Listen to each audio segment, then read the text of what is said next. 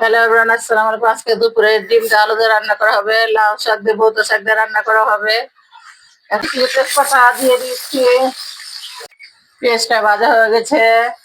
এখন হলুদ মরিচের গুঁড়ো, আদা দিয়ে দিচ্ছি।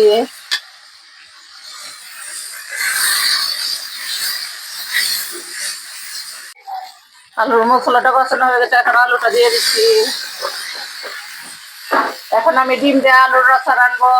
এখন ডিমটা ভেজে নেব, ডিমটা দিয়ে দিচ্ছি।